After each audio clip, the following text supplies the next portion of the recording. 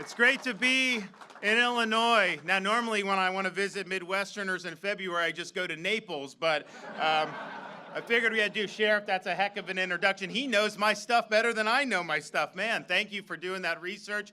Do we have any Florida residents in the house today? We have a few? Okay.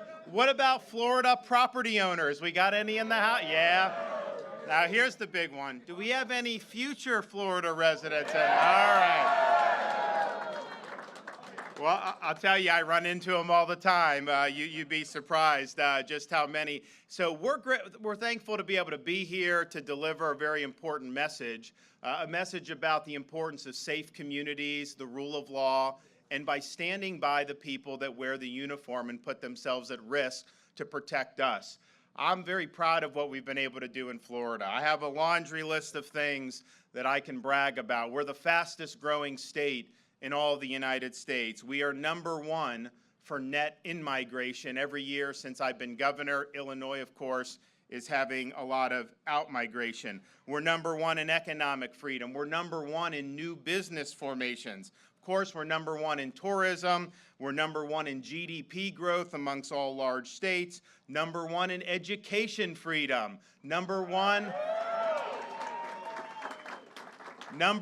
for parental involvement in education. We have one of the lowest per capita tax burdens of any state in the country. And of course, no state income tax. Wouldn't you like to have that here in Illinois? We have one of the lowest debt per capita burdens anywhere in the country, and we currently enjoy a record budget surplus. So you see what we've been able to do, unemployment rates a point and a half lower than the national average. I'm sure it's much lower than here in Illinois. And people are always come, and there's a lot of reasons why people come, and not just to move, but to visit. Although it is incredible, as a governor, a lot of these governors will call businesses, please come to my state, please come.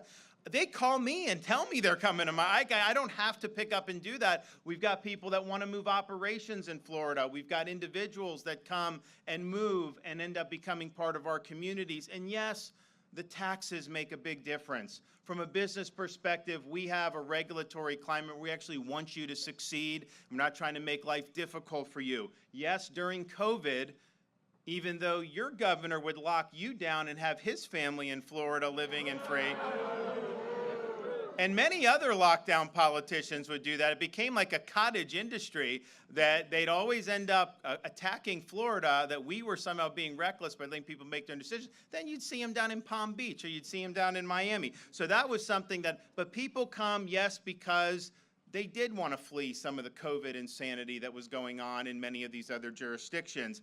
But I'll tell you, there's no way Florida could have done what we've done if it wasn't for our commitment to law and order. And the fact that we've stood by people when it wasn't popular,